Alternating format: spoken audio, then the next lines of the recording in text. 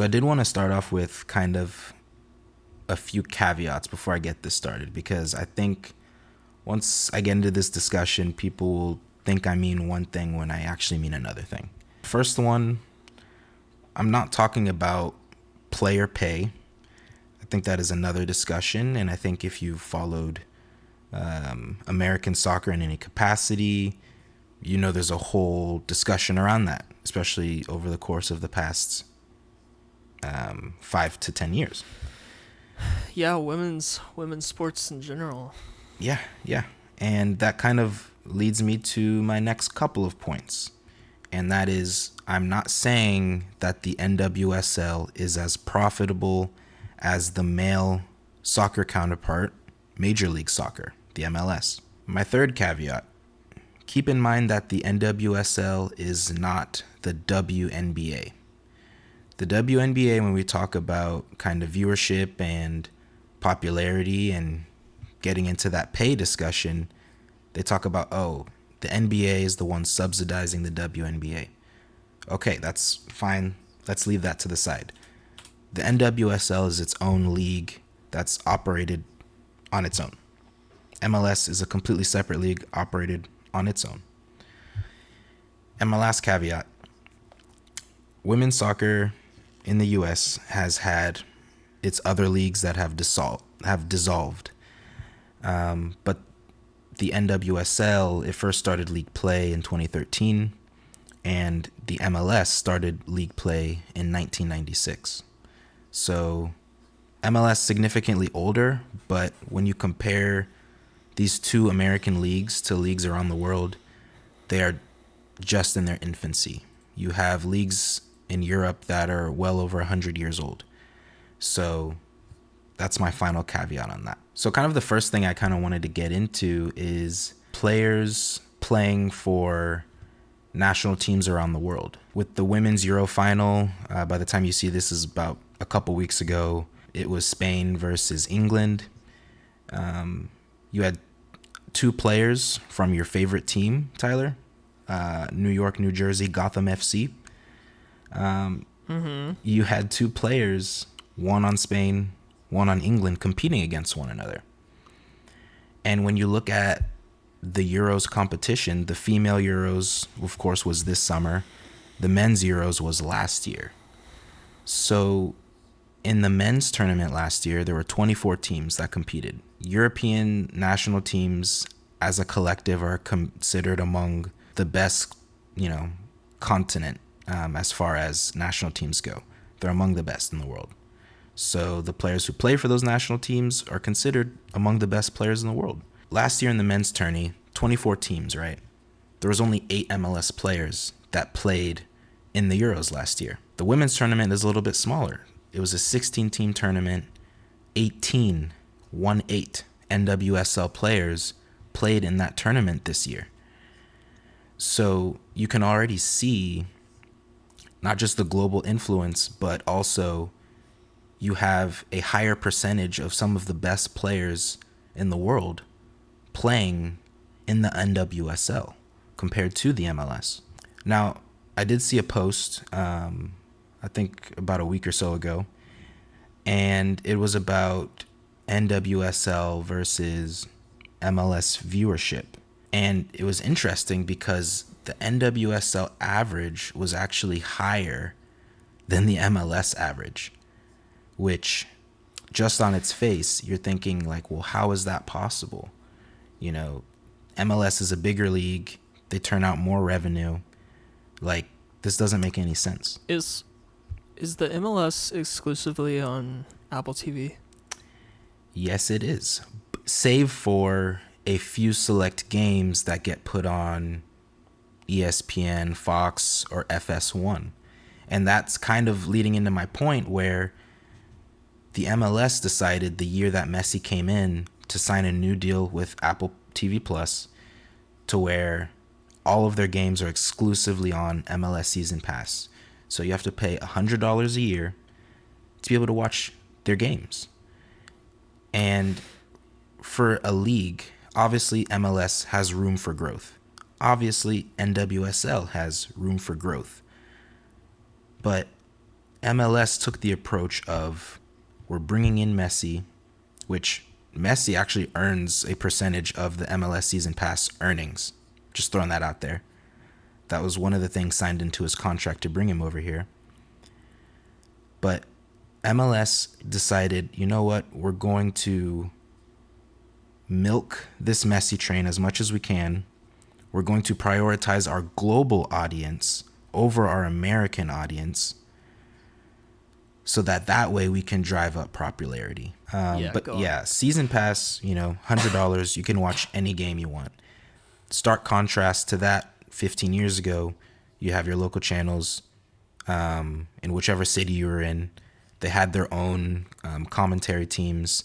You could watch your team for free. So what MLS has been doing with MLS Season Pass is kind of the opposite of what the NWSL is doing. They have multiple viewing options: ESPN, Ion, CBS Sports, even Prime Video, which this past current game was on Prime Video. And then also there's NWSL Plus. In kind of the world of paid subscriptions and, we'll give you 1 month free and then hope you forget to cancel before we charge you $15.99. NWSL Plus is actually free. So if for whatever reason you can't find your game on TV, good chance it's on NWSL Plus and you can watch it there for free. So I think in this way you have the NWSL playing the long game. They're saying, okay, we're going to prioritize viewers and growing our audience, because that's the investment we need to make right now to grow our league and to grow its popularity. And I think in the long run, they're definitely going to reap the benefits. Right now, if you look at kind of the TV deals, when MLS did their deal with Apple, it was a 10-year, $2.5 billion deal. So $250 million a year. That's obviously more than what the NWSL has. What they have is a $60 million per year TV deal spread across all their networks. But this deal ends after the 2027 season, where I think they're going to obviously negotiate a much more lucrative deal. But also because of the NWSL having expansion teams starting next year and having a larger league schedule, 69 games as of right now are not tied to any specific TV network at this point in time. So NWSL has the power to negotiate with any one of their TV or streaming options for those 69 games. So looking into next year, you have 60 million plus in terms of TV deals. And I think this is only going to go up as the league gets bigger, as more eyes are seen. And I think what NWSL is doing now is what MLS should be doing. It's nice to be able to throw Messi out there. Oh, we got the GOAT. He's playing in our league. This, that, and the next. But what about when Messi retires? There's not another Messi you're going to bring in. If you're not able to keep up with the global demand, you're going to lose that viewership. There may be a lot of people that are watching MLS now just because of Messi, but whenever he does retire, and he will retire, you're going to lose that global audience, especially if you don't have anybody who's big name to replace him. And from where I'm standing, there's nobody in the world that's going to fill that void. So MLS may be doing pretty good and feeling nice about themselves right now, but I think they're going to pay for it in the end. No one is able to kind of channel surf and come across an MLS game anymore. And no one's going to be able to be like, oh, this is my hometown team. Let me just see what's going on. They're not being introduced to the game. Unless you truly are searching for it, MLS is not doing anything to grow the American audience, whereas NWSL is doing that. Can I play devil's advocate? Sure. There's nothing technically stopping the NWSL from signing a deal with Apple next year, right? Like theoretically. To put their games on Apple, they probably don't have that option. But yeah, after 2027, theoretically, yes, they could. Because to me, and maybe it's pessimistic, maybe Apple wouldn't find that valuable. But if Apple did find it valuable, they would just offer them a deal that they can't refuse, in my opinion. Because Apple can buy anything they want and they will always be the highest bidder. Thoughts? I think theoretically, yes, you are right. But my argument to that, as far as why I don't think it'll happen, is I think their commissioner is really in tune with the idea that the U.S. soccer system, which this kind of gets into another conversation, but with kind of the pay for play hierarchy that you have across the country, where you have to pay thousands of dollars to get into the best club teams, to be able to develop the way you want your kid to develop, to have a shot at playing pro. But I think as far as just growing the game, whether it's little kids playing or watching the sport, I think the commissioner and the players would both agree that signing a deal with Apple would not be conducive to growing the league in the way that they want. This league, whether people want to acknowledge it or not, is one of the top leagues in the world. For me, it's not even up for debate. You have World Cup winners, you have Euro winners, you have several women's national team players from the U.S. that are playing in this league and at a high level.